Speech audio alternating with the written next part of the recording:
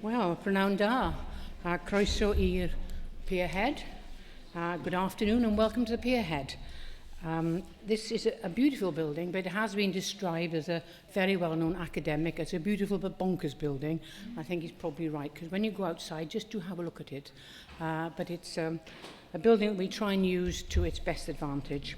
So my name is Rosemary Butler, and I am the great pleasure of being the presiding officer here at the National Assembly for Wales.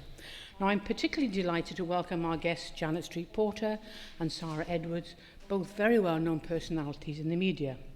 Sarah, of course, will be chairing this afternoon's session. I want you to please feel free to speak in Welsh or English, because both are now official working languages here at the Assembly. Headsets are available for those who need an English translation, but they can also be used for amplification if needed. Now, I'm delighted to see so many of you here today at this continuing series of lectures that I'm hosting as part of my Women in Public Life campaign. Now, that campaign is aimed at getting more women in Wales involved in public life by becoming magistrates, councillors, lawyers, school governors, or seeking other public roles, such as membership of public boards, as well as hoping to become an Assembly member or a Member of Parliament. And central to my campaign is providing strong role models through a series of keynote lectures here at the Pierhead. Now, many of you will know that I've spent much of the last 18 months encouraging more women into public life, hosting regional seminars across Wales and a national conference here at the Assembly. And I was really inspired by the talent we have here in Wales and delighted by the actions now being taken forward. I met some amazing individuals and groups on my travels, and I'm delighted that members of one of the most dynamic groups are here today. And that group, believe it or not, is the North East Wales Women's Farmers Union, who've taken on diversification in farming with a missionary zeal. And they made it very clear they're not farmers' wives, they are the farmers. And if you'd like to look up what they're doing, it is really truly inspirational. So girls, welcome. Now, my tour around Wales confirmed to me that we, as women, have much to be proud of, but that we are not tapping into the experience, knowledge, expertise, and the perspective that Welsh women bring to public life. We all know there are many fewer women than men in public life, and as a result, their voices are not being heard. As a woman and as a politician, I want to see a fair representation of women in decision-making positions. So why do I want to do that? Is it just an ego trip? Well, of course it's not, because people make decisions based on their own experiences. And if those who make the decisions come from a narrow part of society, then society won't be represented fairly. And for this reason, as well as this lecture series featuring role models from traditionally male-dominated fields, my online portal was launched last week, where training, public appointment information, and a public forum is available in one place.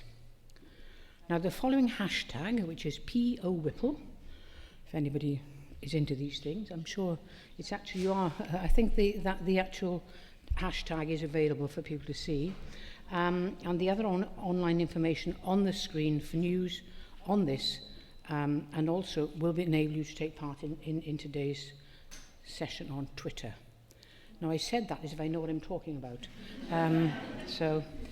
I have described tweeting as with a very naughty word, which I didn't realise until some months later that I shouldn't have been using that particular word, but it is twitting. So this portal is truly innovative, offering the opportunity of access to a wide range of highly experienced women who have agreed, and I'm very grateful to them, to share their invaluable insights online. There's been a lot of activity and publicity about this topic in the last few months, and it is vital that the issues which I was mandated to take forward are moved on to the next stage. Now, if you are interested in becoming a mentor, please let one of the event staff have your details. And I can assure you, if you give us your details, you will be contacted. For today, however, I am honoured and delighted that our guest speaker, Janet Street-Porter, accepted my invitation to participate in this campaign, and I'm really looking forward to hearing her speak. I'm confident we will leave here inspired by her words. In fact, when she used the opportunity on Celebrity MasterChef recently to say she was representing 51% of the population and trying to ensure that women were represented in the final, I was delighted to hear it. Audience were around 5 million, so they all got to hear it too, and I hope they all took notice of that. Now, Sarah Edwards is a household name here in Wales. She, as you all know, has spent years chipping away at that almost indestructible glass ceiling, and I'm absolutely thrilled that she has agreed to chair today's event. So before we go any further, I should just like to share with you a short film we used to launch the Women in Public Life portal last week. And after that, I will hand over to Sarah, who will introduce the session and our special guests. I do hope you enjoy the event, and I look forward to seeing you at the next event. Diolch yn fawr.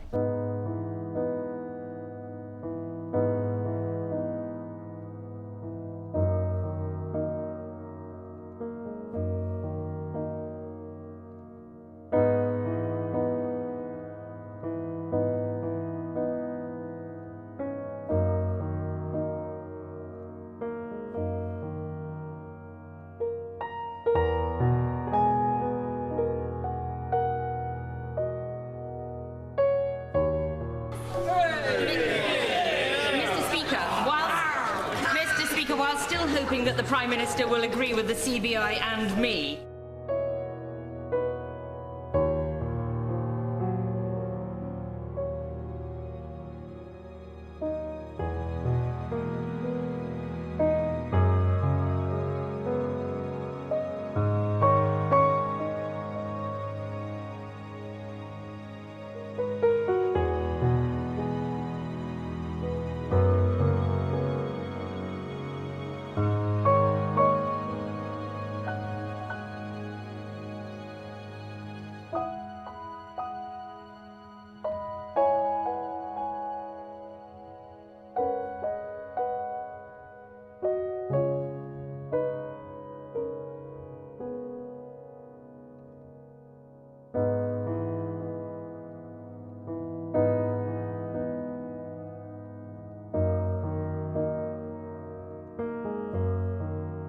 So imagine you're at Heathrow, as I happen to be, and my office said you better look in the Daily Mail, and I opened it and saw that.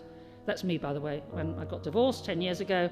And I just wonder, would a man have that kind of coverage?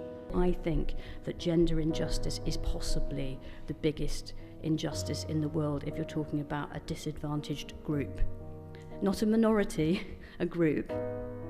But I think it may be the biggest, most systematic, deepest-seated prejudice/stroke injustice in the world, and addressing it may also be the key to achieving all sorts of other positive changes in the world in relation to sustainable development and peace and prosperity, and on it goes.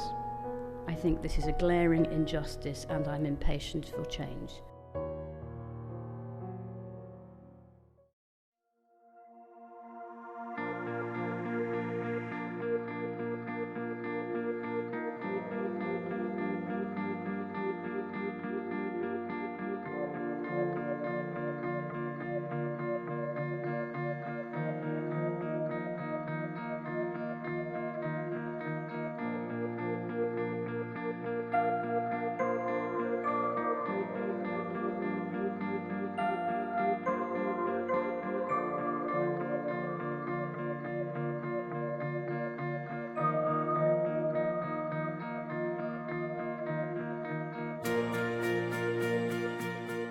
There are many fewer women than men in public life, and as a result, their voices are not being heard as effectively as they should.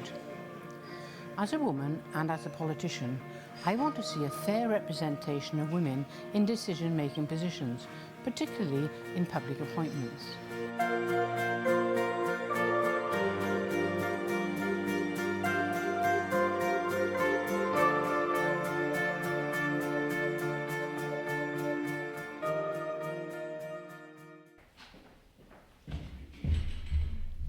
Hello everybody. That film really does make you think, doesn't it? I'm delighted to be here today. Bore actually Prynhawnda. Good afternoon to you all. I'm sure that you would like me to, on your behalf and our behalf, thank the presiding officer for the groundbreaking work that she is doing and congratulate her and her team on the fact that we're all sitting here today. So thank you very much, Madam Presiding Officer.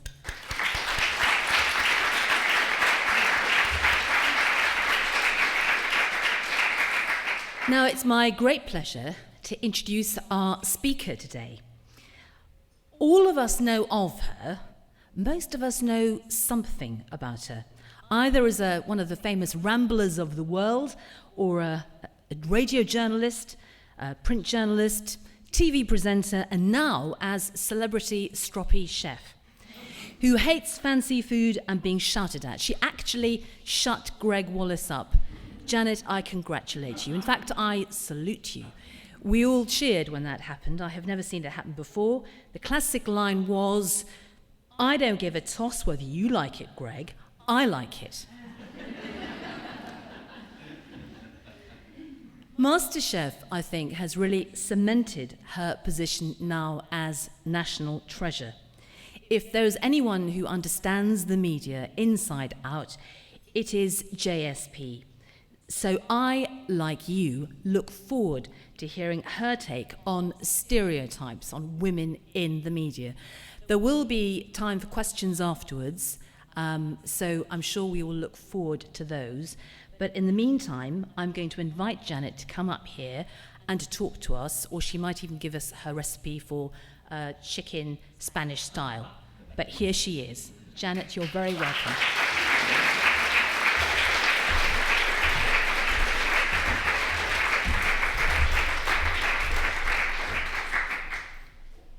Thank you very much, and I'm not going to shout at anyone today. So, yes, what I liked about doing MasterChef was it for the. You probably none of you know this, but in one of my previous careers as a BBC executive, I was actually in charge of MasterChef.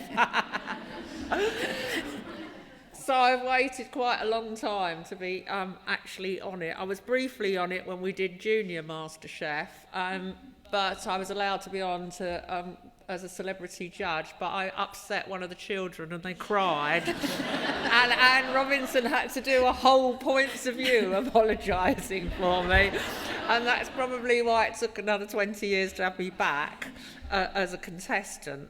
But what really happened with MasterChef was that, you know, I stuck up for women's way of cooking, which is to make food which we know is going to please the people we're making it for, and we're not so concerned about stacking it up in a neat little pile. But what happened afterwards was that I got literally thousands and thousands of emails and tweets from people who said they agreed with me. And in fact, what Sarah probably doesn't know is that the final of MasterChef, and this is the supreme victory for women, beat the football on ITV in the ratings. So I was very, very pleased about that. Well, my thanks to Rosemary for inviting me today, and also to Sarah for that very nice introduction. Far nicer than I really deserve, because obviously you don't get where I am by being anything other than completely ruthless. I always say to people, I come packaged looking reasonably, polite, but, and this is a sad reflection of what Rosemary was talking about, you do not get to the top in public life or in television, radio or the media by being pleasant. That is a sad fact. Women do not rise up through the food chain by being nice. And obviously, in a perfect world, we could behave the way we do at home. But unfortunately, at the moment, in certain professions, to get to the top, you have to have an armour coating. I think that the work that Rosemary and her team are doing to encourage women to come forward, to have the confidence, to put themselves forward for jobs in public life is absolutely critical. And what I'm going to talk to you about today is a little bit about my own experiences and both my own career and a few reflections on the state of the media and the stereotypes of women in the media today, but also as a columnist for the Daily Mail that I see figured rather largely in that film. I also write a column for The Independent on Sunday, and of course I was the editor of The Independent on Sunday for several years.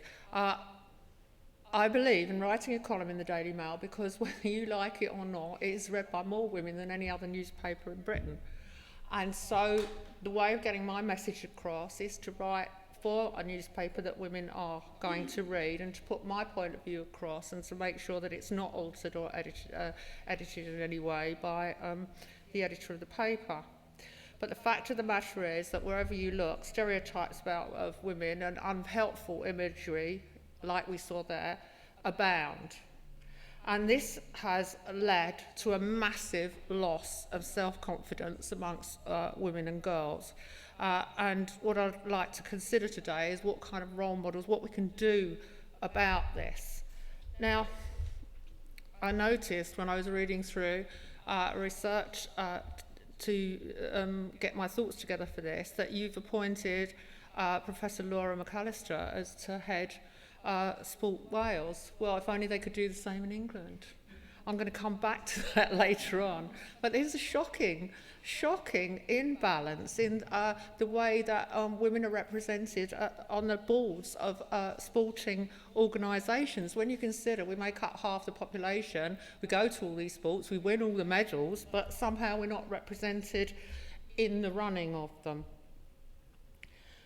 Another thing which we ought to consider is when people don't appoint women to publicly funded bodies, whether those bodies, how you can penalise them and how you can monitor them, because I think that is another big issue. It's all very well to have aspirations, wanting 40% of public sector boards to be female, and this is something that I've said for years. How do you actually enforce it? Because those bodies are publicly funded. Only 22% of the sporting bodies in Britain, that's only 1 in 5, is run by a woman, and a huge number of them have no women on the boards at all. One of the reasons we've arrived at the state we are now is this issue of self-confidence. And reading recent research, I found that a study in America found that young women are actually leaving college in America with less confidence than when they arrived.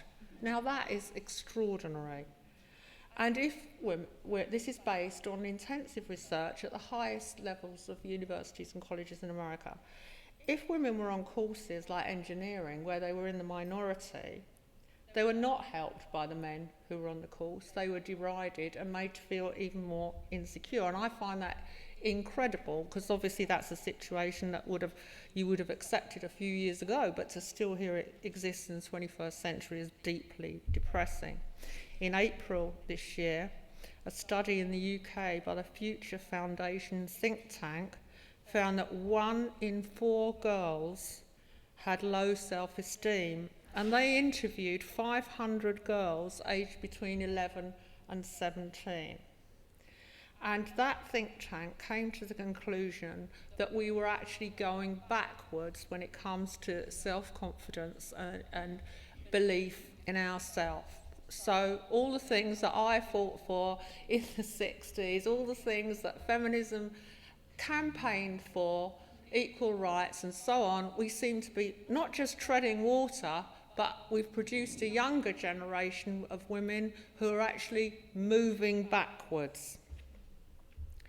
And this think tank said that if this trend of low self-esteem and low expectations and not pushing yourself forward continues, the chances of another woman being elected Prime Minister by 2050 has gone down from 73% to 62%.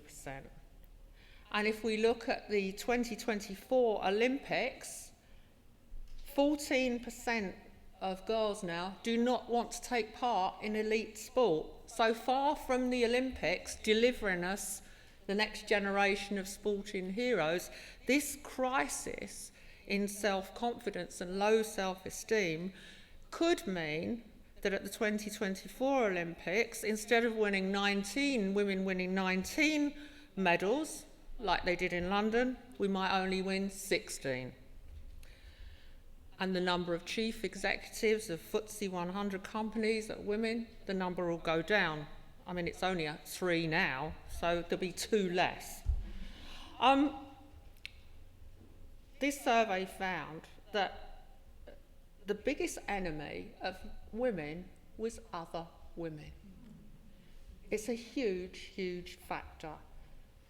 45% of the girls that they talked to said that negative remarks about their appearance knocked them for 6. And most of those remarks came from other women and people their own age, so peer pressure is horrible. And 52% of these girls said they would be happier in life if they were beautiful. Now, in some parts of the UK, school children are being given self-esteem classes, but they're not on the curriculum. It's not a core subject, and it's not thought to be that important yet. But when you look at the impact it could have on productivity, and, you know, it just is shocking. Miriam Clegg spoke at a gender agenda conference in London recently, and she said she doesn't want quotas on boards to be mandatory, but she agrees now, because it's taking so long to move women into the boardroom, that she thinks that quotas should be a temporary measure. Out of the FTSE 500 companies, 350 have failed to set out their plans for increasing the number of women at board level. When you hear that the number of women at board level is increasing, it's only increasing at the lower level, not at a senior level. A huge number of the FTSE 100 companies still have all male boards. Our government set out voluntary quotas. My heart sunk when they did this, of 25% of the FTSE 250 companies should have women on, we should have 25% of the board, 25% of the board composition should be female by 2015. Everybody is dragging their feet. In Germany, they're going to set legally binding quotas of 30% by 2020. At the moment in Germany, only 4% of the top corporate jobs are occupied by women, so they've got a huge amount of catching up to do. But our track record is not good compared to Sweden, France and Finland, where far more women are at 20% already on the boards of their major companies. In this country, there's another reason to be worried about women not having self-confidence, and that's, if you haven't got confidence, you're not going to move up to senior management. Now, as we've read recently, more women than ever are going out to work and are in full-time employment since the recession. I think the figure has gone up something like, well, I'm sorry, I'm trying to read my garbled notes here. I think the figure's gone up 12% over the last few years. But what's also emerged is that of new jobs, 3 out of 5 new jobs are going to men. So any new jobs that are being created, women are losing out because, once again, they're not putting themselves forward. And also the impact of public sector cuts hasn't really been felt yet, because the majority of them are still to come, and that will mean that more women than men, will lose their jobs. So in employment, it's not a good time for women. We shouldn't be overconfident. When we read that the majority of senior roles in the National Health Service are currently held by women, I'm not that happy, because I think that cuts are to come and those women will lose their jobs. We have to work out a way to build women's confidence from school. It's no point now dealing with my generation. We're the hardened old battle axes. But I worry when I collect newspaper headlines that everyone seems like a body blow, and you saw quite a few in your film. How many of you remember seeing recently, Sterling Moss said, "Women lack the mental strength for Formula One." Disgusting. 6 sports in the United Kingdom have no women whatsoever on their boards, and one of those sports is cycling. And isn't it amazing when we have all these female cyclists that the newspapers love to photograph, they don't want them on their boards. And it took till December 2011 for the Football Association to appoint the first woman to their board. There's never been a woman who's the chair or the senior director of the CBI. There's no woman who's considered suitable to be the chief executive of the Financial Conduct Authority. Our 5 major banks don't have women running them. The coalition government said that they had an aspiration that half of the public appointments would be female by 2015. All I can say to that is ha bloody ha. When we look at law, for example, our most senior judge, female senior judge in the UK, Baroness Hale of Richmond, said recently, it's men choosing men. In the 10 years since she has been appointed to the highest level of the judiciary in the UK, the 13 appointments to the Supreme Court have all been men. So we still only have 1 woman in the Supreme Court. It's shocking. This week, we saw the government announce reshuffles. Well, it was like rearranging the deck chairs on the Titanic as far as women are concerned. In the British government, the number of women in senior jobs rose from 23 to 25. That's out of 125 posts in government. Analysts reckon that women now make the majority of the major spending decisions in the UK. We control the household budget. We do decide what cars we're going to buy, what major appliances we're going to buy. We have huge purchasing power. In fact, it's reckoned that we control 70% of the spending decisions in the UK. But we only control 20% of the power in Whitehall. We only are 22% of the MPs in Westminster. Although we might be 40% of the shadow cabinet, we're only 9% of the judges. Now, it's easy to see that women still face a supreme challenge, because when I started talking about the glass ceiling, when I started out on my career, people talked about the glass ceiling. Now I think what's happened is we've got a concrete ceiling. And since the recession started, we might be coming out of it, but it's affected women far more than it's affected men. So on top of this crisis of self-confidence amongst young girls, 11 to 17-year-olds, we've also got a soaring rate of depression amongst women in general. The rates, doctors reckon that depression rates have doubled amongst women in the last 40 years. And since 2008, research has shown that women are carrying the biggest mental burden, if you like, of recession stress. When asked, what are they worried about? 66% of women surveyed are worried about the cost of living, compared to 42% of men. 43% of women are worried about their children's prospects and whether they're going to get a job, compared to 33% of men. 55% of women are worried about their own job and lack of money, compared to 42% of men. So we've soaked up all the worry on their behalf. At a conference this week, Miriam Clegg said that 55% of girls aged 11 to 21 have complained that there aren't enough role models,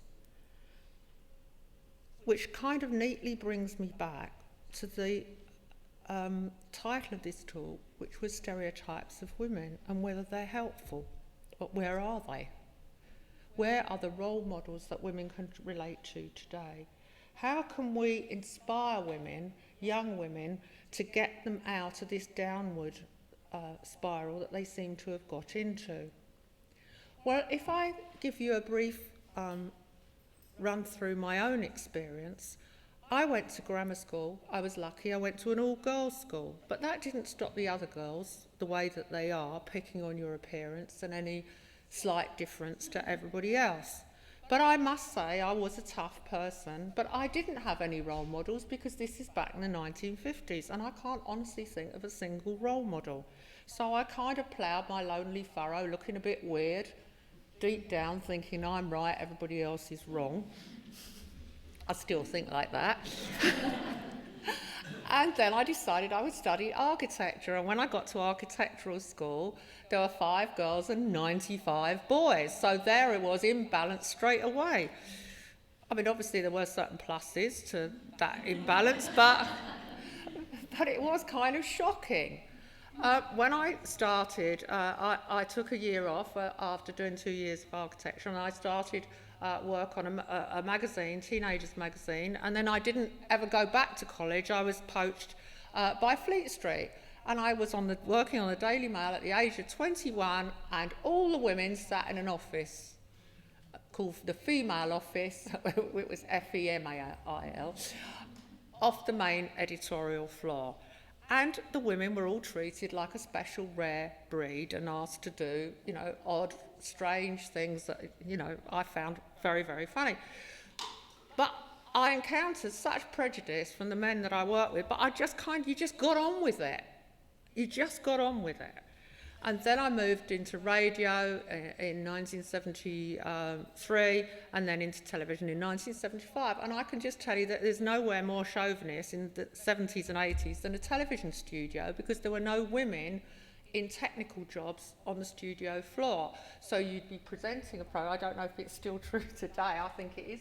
We have a few sound engineers, but not very many, women, and a load more directors, but actually the camera operators on a studio floor are primarily men who just stand there and sneer at what you're doing.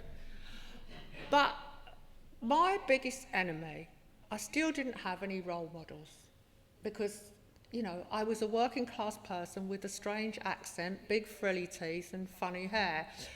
I was picked on over my appearance, not just by magazines like Private Eye and cartoonists and stuff like that, and television critics. I could accept all that. That was fine. And my accent being mocked and being a spitting image puppet, that's fine. What really got my goat was other women constantly harping on about it, constantly going on about my appearance. But in the end, you just do win through, but it takes, in my case, 20 years. And also that's why I quickly moved from being in front of the camera, where your appearance is going to be endlessly picked over, to being an executive, which meant that I held the power, and I went eventually to work at the BBC, where I ran a big department and was in charge of like £40 million worth of programming. I could hire and fire people then. I had the real power. So that's the message we've got to get across to today's schoolgirls who see the X Factor, they see all this emphasis on packaging and the external part of the people that they watch on television. They see, in magazines and on the internet, they go to that Daily Mail sidebar of shame endlessly. They see all these images of women who are packaged in a certain way, but the message we have to get across to young girls is that you've got to have the real power and then you're in control. I've had that power both as a television executive and as a newspaper editor, and once you've had that power, you never go back. And also, as we've heard earlier from Rosemary, once you have the power, you can create a workplace where women aren't something to be remarked upon, they are just the norm. I think the problem that we have at the moment is that every aspect of the media focuses on women's appearance. We have this over-focus on what shape we should be. We write about non-existent medical threats. It seems to me that you can't pick up a newspaper from one day to the next without reading about old hands or wrinkly knees or bits of our body that have aged quicker than other bits. And a lot of this gibberish is written by other women. It's what I call the oil of evening primrose oil journalism. It's just journalism about complete twaddle, space-filling rubbish. But what it does, it passes on this anxiety that you're not living up to some perfect woman. But none of us are perfect. I could go around this whole room and everybody would have something they were happy with and something they didn't feel right about their body. But we're just made up of many different parts. But when you read the women's pages in magazines and newspapers, and now we have a huge press of magazines dedicated to offering us images we can't possibly live up to, the sum result of that has been this deep-seated lack of confidence in young women. We now, if you were to believe what you read in the newspapers, you'd think that women have more illnesses than men, because we've always got conditions that need great big articles written about them. We've got all these emotional things going on that we never read columns written about men for men's, emotional needs, but we have about 5 articles a day written about stress, anxiety about all sorts of things. I think you look at programs like The X Factor, you see women, and I know from my own experience in a television studio, the way that those women are presented to you has taken hours and hours of manipulation.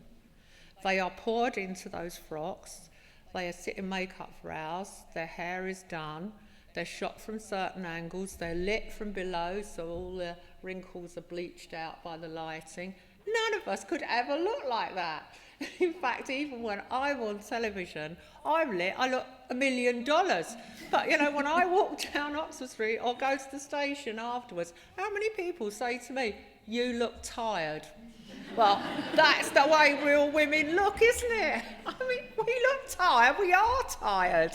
We've got bags under our eyes, but you won't see a bag on the X Factor because it'll have all been bleached out by the lighting.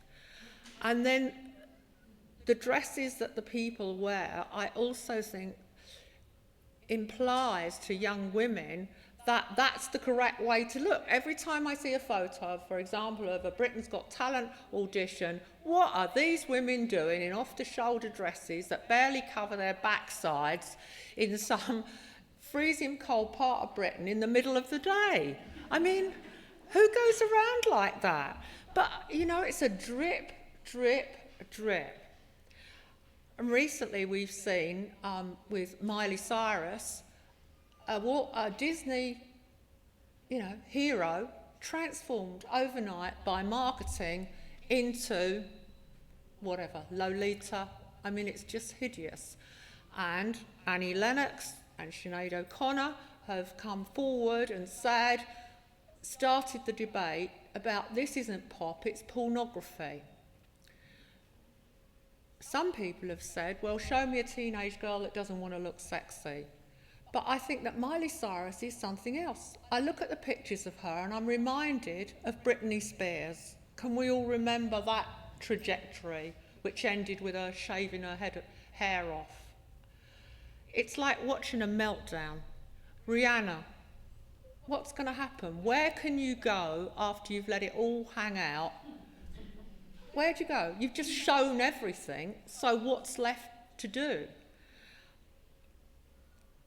I think that role models if you're thinking of finding role models in pop or TV, you're going to be really, really hard pushed. So I would say that one of the ways to deal with a lack of confidence amongst young women is to find mentors within their own community, to find people that went to their school that did well, that come back and talk to them, to find people who look, normal, who've succeeded, as opposed to women who are a size 8. I think that education is at the root of change. I think it has to start at primary school. Young women need protection from peer pressure. They need to build up confidence during their vulnerable teenage years. They need mentors at school, and then they need more mentors at university. They also need a strategy for their career, because one of the other most depressing things allied to this lack of self-confidence is the number of young women who want to go into the media or be pop stars or want to go on they think that their life would improve immeasurably if they're on a reality TV show. They want to be famous. If you ask young people what they want to do, the vast majority just say, I want to be famous. But of course, they've got to live in the real world. They need to have a strategy for their careers, but most of all, they need to be brave. So we have to teach young girls how to be brave, how to hold your head up, and how not to listen to the people that tell you you're weird. They need a subtle, non-threatening approach. They need to be shown how to constantly set goals and move on. And when they get to work, when they get their first job, they need to identify supporters and enemies in the workplace. Because once you enter the world of work, don't think that all the women in your workplace are your mates. Far from it. Especially in a recession when companies are downsizing, women aren't always going to support other women. So that's where you have to grow this tough skin, and you have to be focused about what your goals are and how you're going to achieve them. I think we can turn the crisis of confidence round, but I don't underestimate the task ahead. Because the fact of the matter is that at school, girls do well. They do better than boys academically, and they often get better degrees.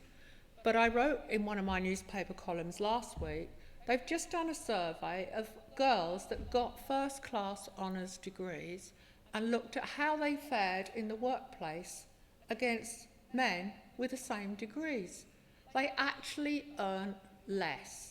And that comes right back down to lack of confidence at the interview, lack of confidence when you're applying for a job, setting your sights too low, fear of rejection and fear of failure.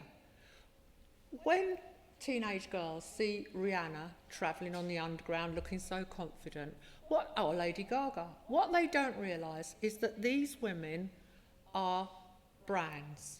They have a huge team of people behind them, choosing their clothes, getting them ready, standing them up. We've read the hilarious court report about the woman who's suing Lady Gaga for sacking her, who was a personal assistant, who said her jobs included actually sleeping in the same bed as her to make sure she got up, and even buying her tampons for her.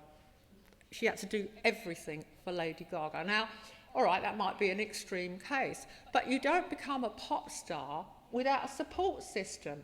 You don't continue to stay at the top of your game and sell however many records Rihanna has sold, 40 million records or something, without marketing and people constantly planning your life for you. But that is not a realistic goal for anyone. And who'd want it anyway? She's the prisoner of her own success. What bothers me is that young girls who could be redressing all these balances in our FTSE 100 boards, in our public service boards and so on, they're never going to get anywhere unless we mentor them now. And I go back occasionally to my old grammar school, which is now comprehensive, and I talk to the girls, and we need to put that kind of network in place where women talk to other women and say, you can do it. Because if we don't do it, we're heading for disaster. Thank you.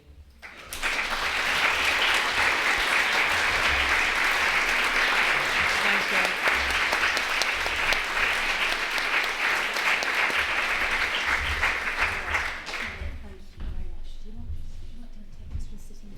Oh yeah, well, how do you want to do it? I'll stand up, that's fine.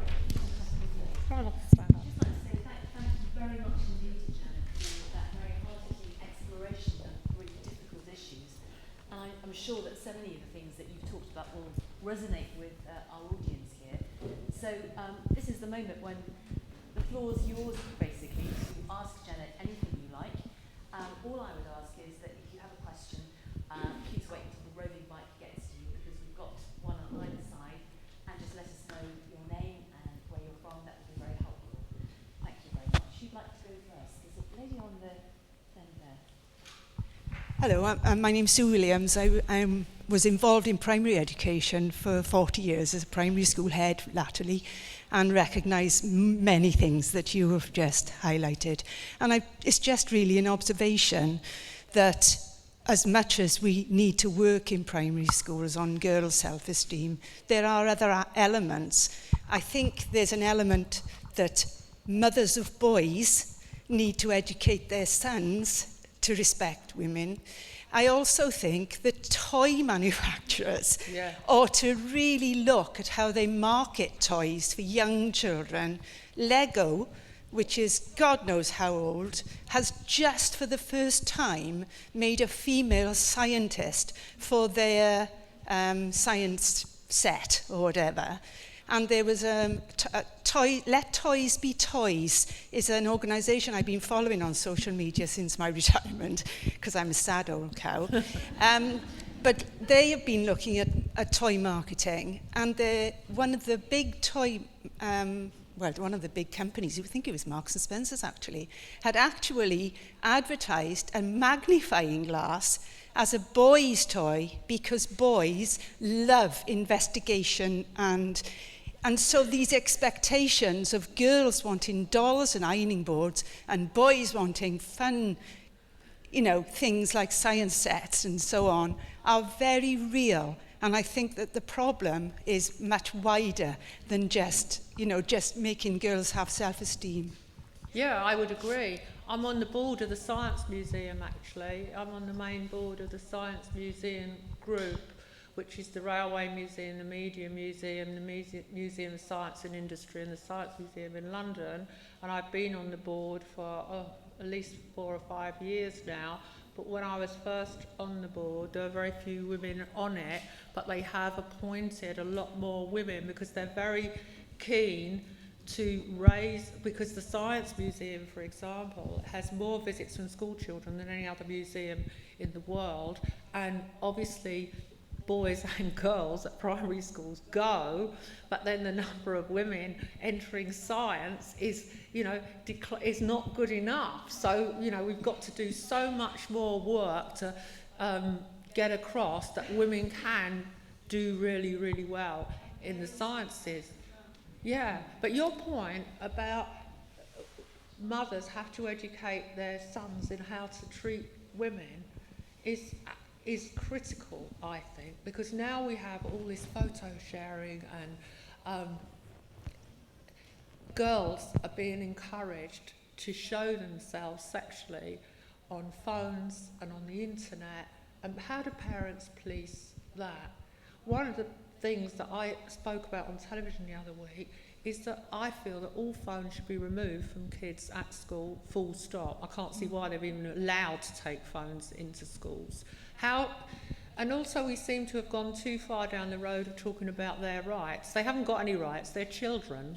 I mean, they've got rights, but they haven't got the right to have a phone and the right to... phones have become like weapons.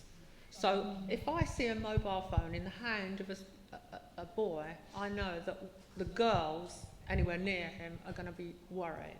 And I think that schools should take a stand now and say we're not having any phones in the school building from the minute the day starts to the minute you leave the gate, and I want to see a bin or a locker at the school gates locking the phones up, because it's absolutely insidious what it's done to girls.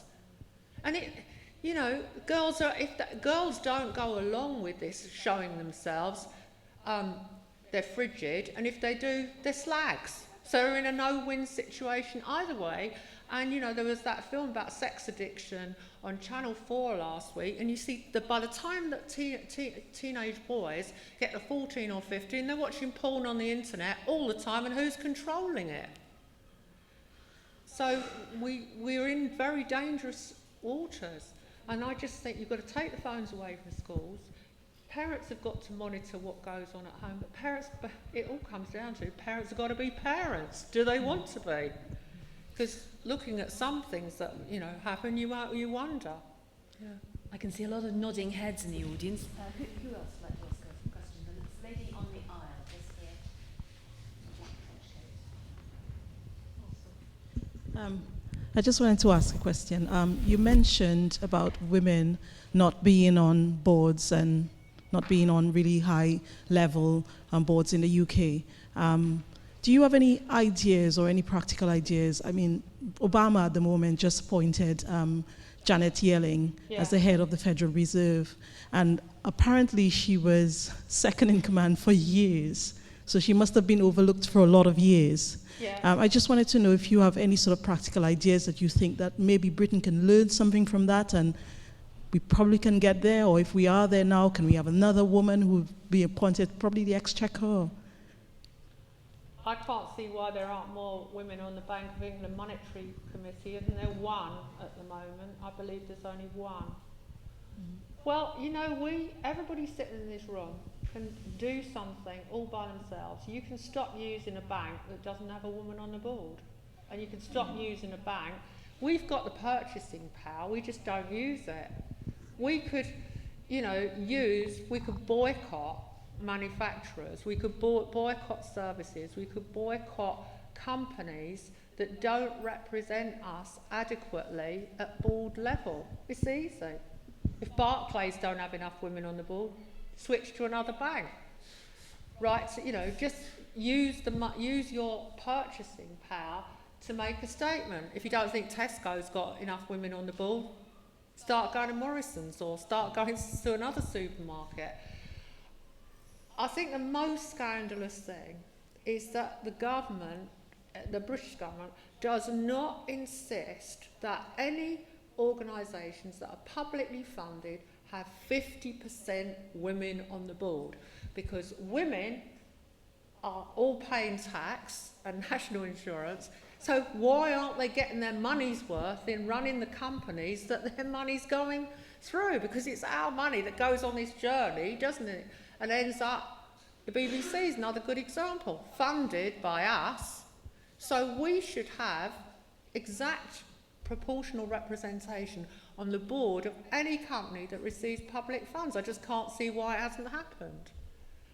But I've always been in favour of quotas that are legally imposed, and that maybe after a certain period of time they could be withdrawn if they prove successful. But at the moment, progress to get the right number of women on the boards of FTSE companies is so slow. And why should we feel it's something that has to evolve? We've had the vote for goodness knows how long. I just find this incredible. Thank you very much for that question. We've got one now in the second row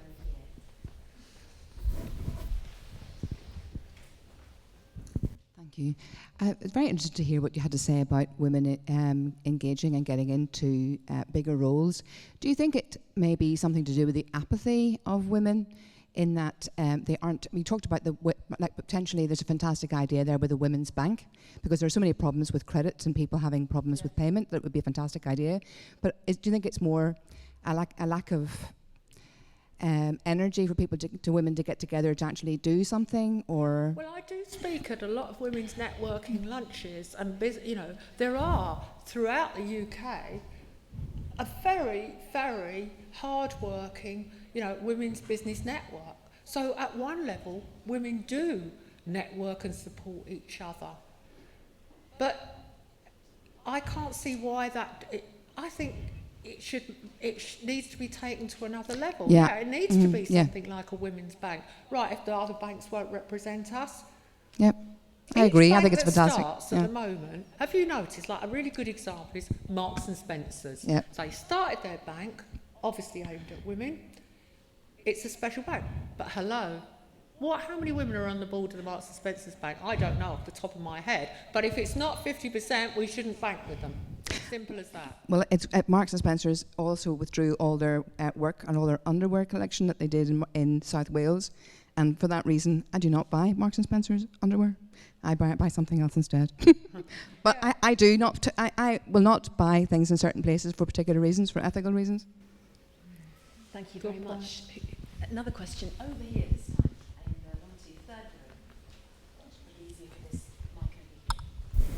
Hi there, it's Ruth Walters. Thanks, Janet, that was excellent.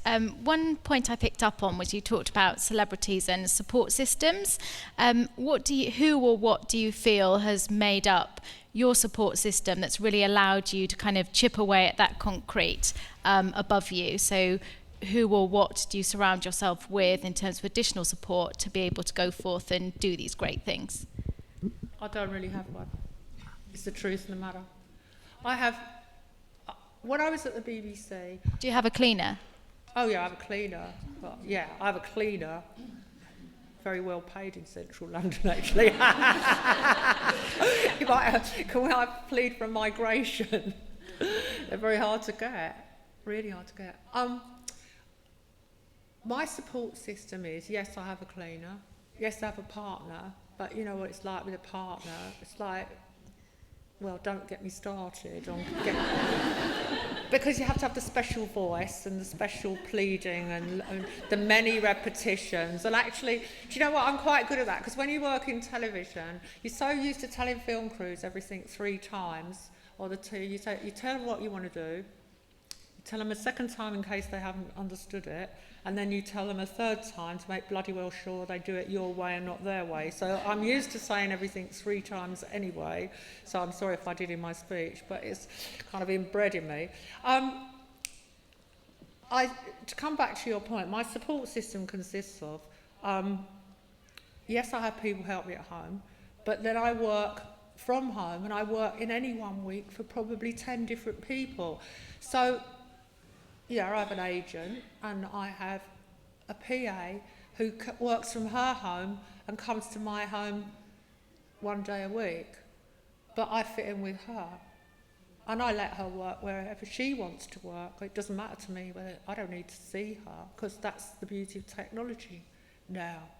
But when I was started out, I had to do 2 jobs at once to get ahead. And this is what I always tell the girls at school. I did part-time jobs, I did extra work to make sure that I had more qualifications and more on my CV than anyone else, and more outside interests, and did more stuff, so that my CV was packed with things that I had done.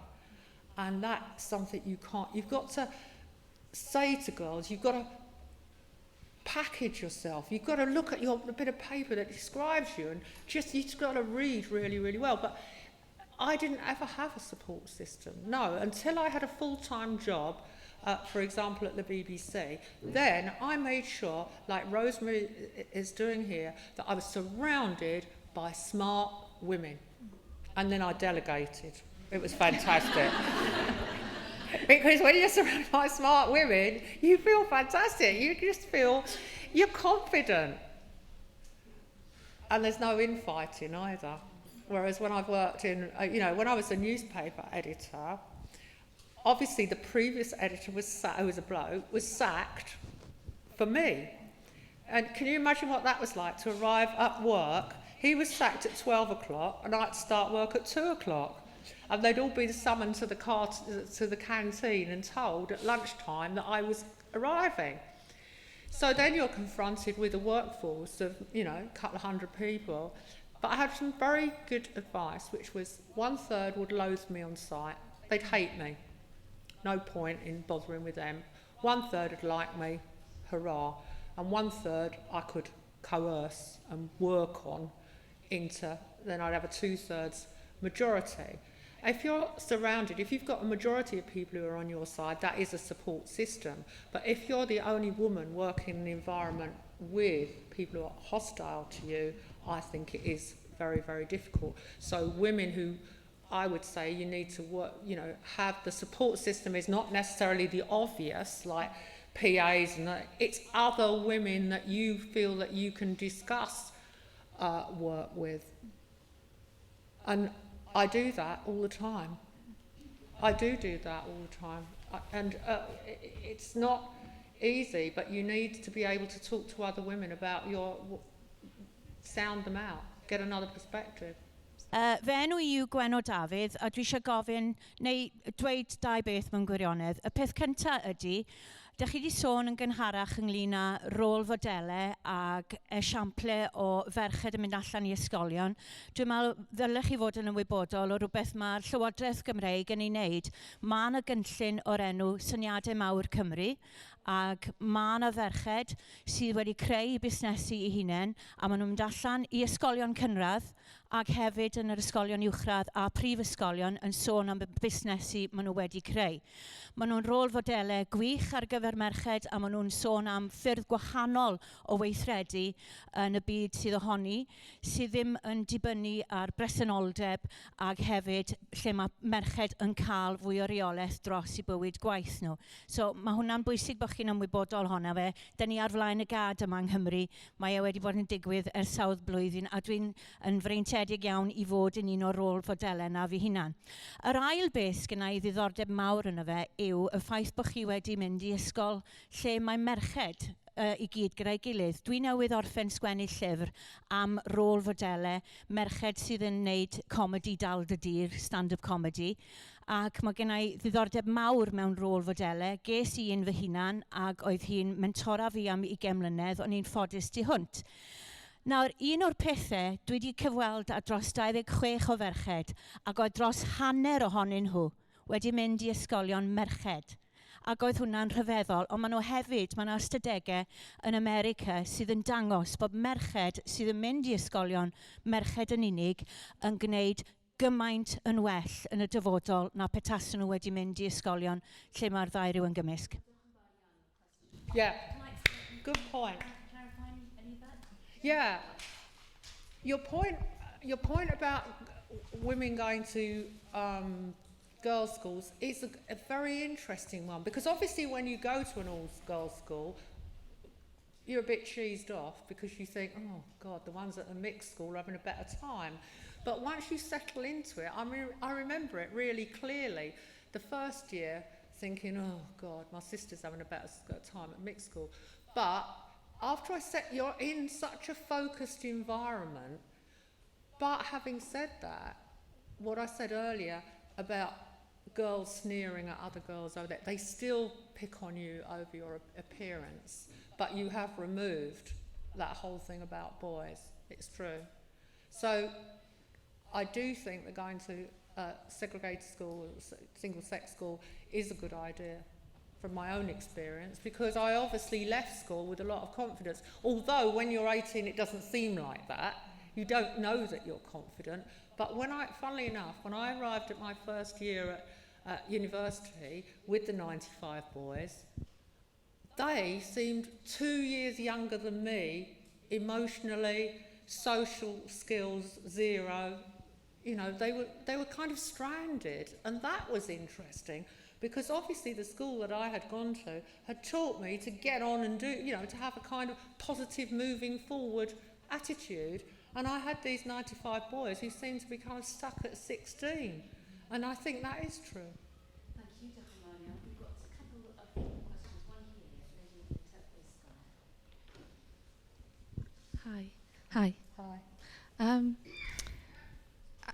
The one programme on the telly that really irritates me more than anything else is The Apprentice, and particularly the last winner, if you like, who I don't like the catty fighting that's portrayed on there.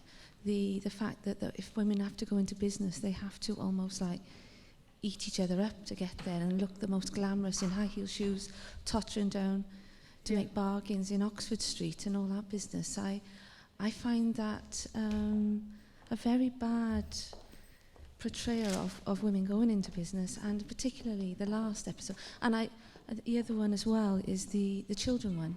You know, the one the junior apprentice. Oh, yeah. That is such a bad. But do you programme. really think these programmes are about business? I mean, we're all grown up in this room. We look at them, we just think they're like cartoon comedies, don't you? Do you worry, though, that young people watch them and think that's how you've got to be? Because I must say that on The Last Apprentice, when I saw all the women with the long, flicky hair, I thought, hello, we're back in the world of the shampoo commercial. And also, they all had the high heels on, the tight skirts. I just thought, actually, I don't know any women in any of the jobs that I do that look like that. It's like in a special telly version of business, and it's a formula. But yeah, it is. I agree with you. It's ridiculous. It was just that obviously I've been self-employed with my husband for the last 15 years. Sorry, I've been in business for 15 years with my husband, and I agreed with you about the 3 times thing of telling. Yeah, get the three, divide the workforce into 3. Yeah. It's almost like you have to say it 3 times till yeah. he thinks it's been his idea originally anyway, if you see what I mean. I know that sounds an awful thing to say, but it's almost like he's had this ping of inspiration, but I might have said it to him 6 months ago, but it's but that programme in particular, my children watch it, obviously, because they see it. I do worry that those sort of programmes are bad. Can I tell you another thing that's worrying about that programme? Not just the way the women look, but it's this false fighting. Every situation is ramped up to a confrontation. So then you've got the girls versus the boys, or the girl in the team, is she going to be useless with the boys? So it's all made into a series of meaningless skirmishes, but it's all done in the name of entertainment. And kind of what you need is another television programme that goes on afterwards that's set in the real world. But it's all about ratings, and that programme has got nothing to do with business whatsoever. Janet, thank you. Do you know, the more things we're discussing, more we could go on. There's just so much to talk about. But there's one question here, then one question there, and if you could just try and make it slightly quite short, get the point across, that would be great. Hello, I'm Meryl Randall-Jones. I'm from the charity Age Cymru. I was particularly drawn to the presentation today because of the portrayal of women in the media, and I'd like to know your thoughts as how we can get more older people and keep them in the media.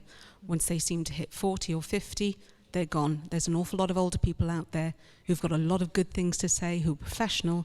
What can we do to keep them actually still in the media? Women on television? On television, yeah. Columnists like yourself, but female presenters, Sarah, newsreading.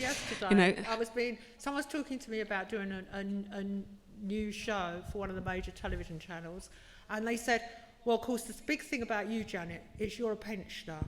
So, yeah, I know I'm a bloody pensioner. You're the pensioner they all aspire to be. And then you just, but it's all, but no, I know, but you know, there's a sick side to that. It's like, I'm a pensioner that I don't look like a pensioner, so I'm an acceptable pensioner. I'm not a granny pensioner. I'm not a dribbly, incontinent pensioner. I'm a pensioner who comes packaged like this. And, how old am I? 66. But I don't, the only reason I don't look my age is because I talk all the time and I keep mobile. Because believe me, if I stood still and everything sagged, I'd look 166.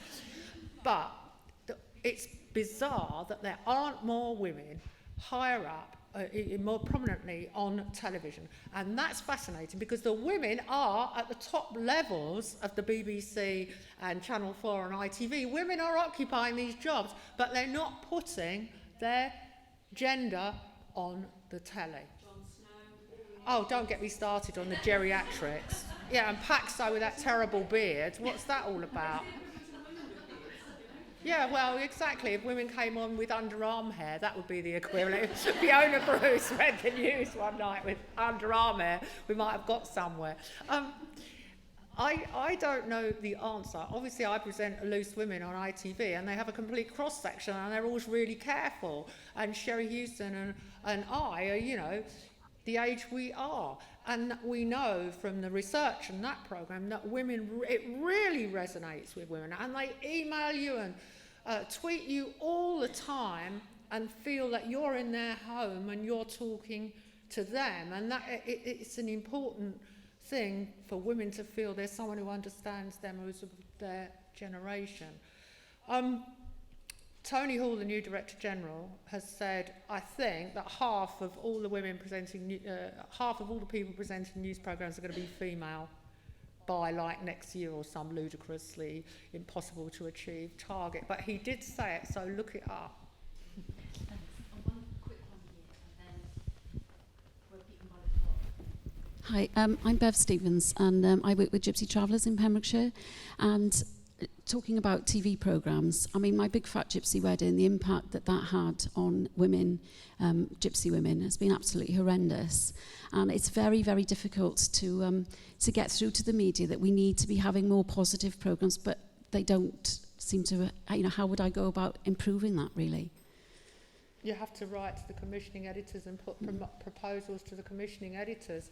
I think television, this sounds a bit of a tough thing to say, but you get the television you deserve. If you, we're moaning about The Apprentice. If we don't like it, we shouldn't watch it, then the ratings would dip and it'd be off in one season.